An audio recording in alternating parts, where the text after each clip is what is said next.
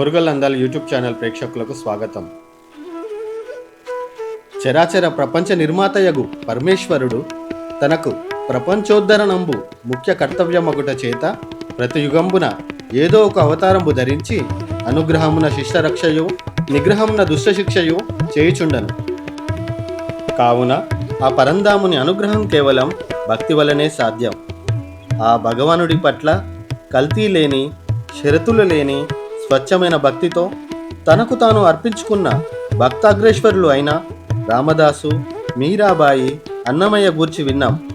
మూగజీవులు అయినా తన ఆవుల ఆకలి కష్టాలు తీర్చడానికి తనకు తాను ఆత్మసంతర్పణం చేసుకున్న ఒక భక్త శిఖామణి చరిత్ర నేడు తెలుసుకుందాం. ఆ పరంధాముడు ఒక భక్తుని రూపంలో వచ్చిన గాథ ఇది.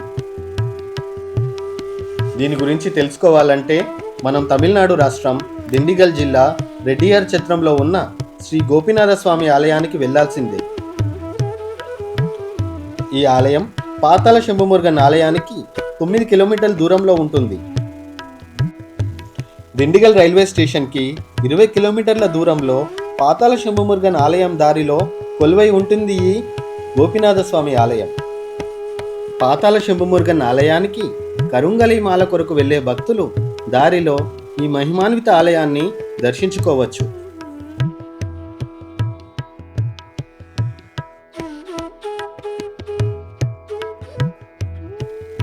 ఈ ఆలయం 619 ఫీట్ల ఎత్తైన కొండపై నెలకొని ఉంటుంది.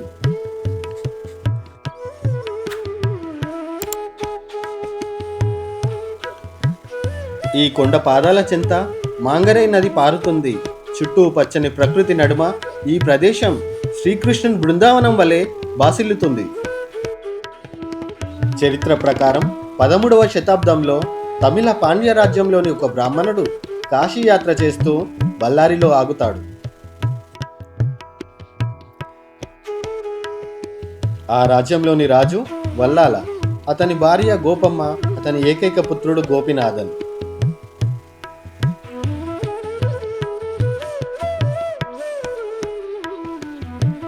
కరువు కాటకలతో తన ఆవులకు పశుగ్రాసం కూడా సమకూర్చలేని వల్లాల రాజు ఆ బ్రాహ్మణుడికి వైభవంగా భోజన వసతి ఏర్పాట్లు చేశాడు.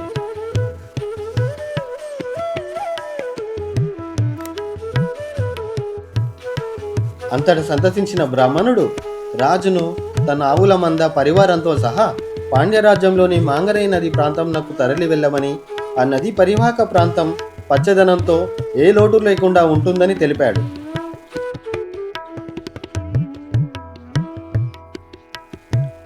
బ్రాహ్మణుడి సలహా ప్రకారం వల్లాల రాజు తన భార్య, పుత్రుడు మరియు కొంతమంది సేవకులను వెంటబెట్టుకొని తన ఆవుల మందను తోలుకొని రెడ్డియార్ ఛత్రం చేరుకుంటాడు.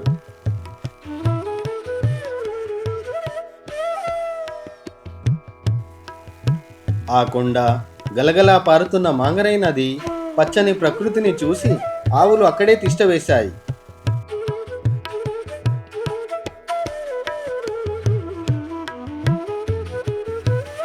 గోపినాథన్ రోజు తన ఆవుల మందను మేతకు తీసుకుపోయి ఆ కొండపై కూర్చొని ఆవులు మేస్తూ ఉంటే ఆ ద్వారకా కృష్ణుని వలె పిల్లను గ్రోవి వాయించేవాడు.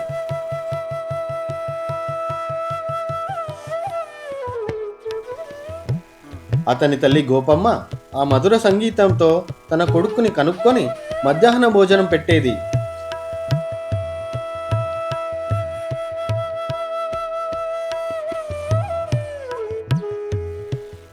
గోపినాథన్కి మరియు అతని ఆవులకు ఇలా రోజులు ఆహ్లాదంగా గడుస్తున్నాయి.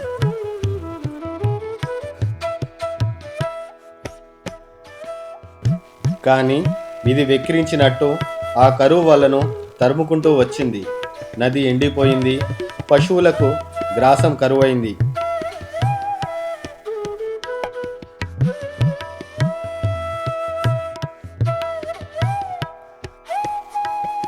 అది చూసి చెలించిన గోపినాథన్ కరువు నుంచి తమ గోవులను కాపాడాలని, అందుకు బదులుగా ఆత్మార్పణం చేసుకుంటానని ఆ దేవుణ్ణి వేడుకుంటాడు.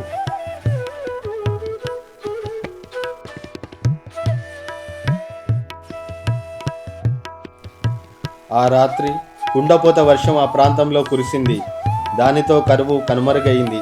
తన వాగ్దానం నిలబెట్టుకునే సమయం వచ్చిందని గ్రహించిన గోపీనాథన్ ఒక ఎద్దుని వేప చెట్టుకు కట్టి ఆ చెట్టుపై తన పిల్లను గ్రోబిని ఉంచి ఎద్దు కొమ్ములపై దూకి ఆత్మార్పణం చేసుకుంటాడు. తన కుమారుడు వేణుగానం వినిపించక ఏడ ఉన్నాడో జాడ తెలియని గోపమ్మ గంజికుండ నెత్తిన పెట్టుకుని వెతకసాగింది. రక్తం కారుతున్న తన కుమారుని కళేబరం ఎద్దు కొమ్ములపై ఉండటం చూసి తను కూడా తట్టుకోలేక ఆ క్షణం తనువు చాలించింది. ఇది జరిగిన కొన్ని ఏళ్ల తర్వాత ఒక జమీందారు ఆ ప్రాంతానికి వేటకు వచ్చాడు. ఆ ప్రదేశం చేరుకోగానే ఎడ్లబండికి ఉన్న ఎద్దులు ముందుకు పోవడానికి నిరాకరించాయి. కిందికి దిగిన జమీందారుకు గోపీనాథన్ విడిచిపెట్టిన ఆవులు జింకలుగా కనిపించాయి. వాటిని వేటాడడానికి ప్రయత్నించిన జమీందారు ఎంతసేపటికి వేటాడలేకపోయాడు. నిరుత్సాహపడిన జమీందారు ఇంటికి తిరిగిపోయి సాయంత్రం వేళ ఒక సాధువుకు జరిగిన వృత్తాంతం మొత్తం తెలిపాడు.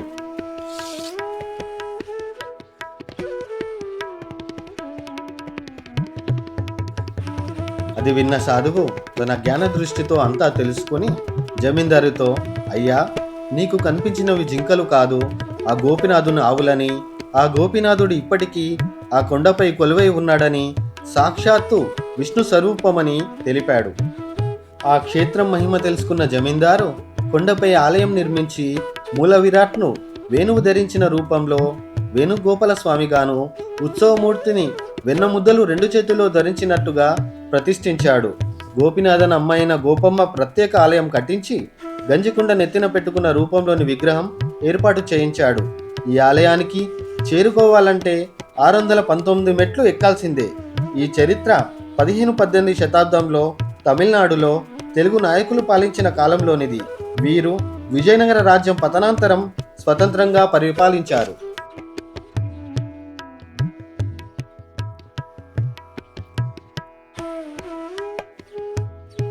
కొండ దిగువన స్వామివారి వాహనమైన గరుడునికి, హనుమంతునికి ఆలయాలు ఉన్నాయి. 2 మూర్తులను పెరియ తిరువాడి అనగా పెదపాదం, సిరియ తిరువాడి అనగా చిన్నపాదమని పిలుస్తారు. ఈ దేవతామూర్తులను మొదలు ప్రార్థించటం వలన కొండపై భాగాన ఉన్న ఆలయానికి చేరుకునే శక్తి వస్తుందని భక్తుల నమ్మకం. మూల విరాట్ను ట్రాన్స్ఫర్ స్వామిగా కూడా పిలుస్తారు. ఎందుకంటే గోపీనాథన్ కూడా తన స్వస్థలం నుండి ఇక్కడికి వచ్చినందున ఆయనను కొలిచి తమ ట్రాన్స్ఫర్ కష్టాలు తీర్చాలని ఉద్యోగులు, భక్తులు కోరుకుంటారు.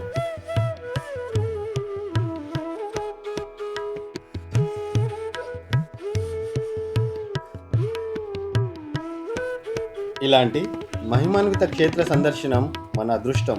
మరిన్ని వీడియోస్ కోసం మా ఓర్గలు అందాలు ఛానల్ను ఆదరించి సబ్స్క్రైబ్ చేసుకోగలరు.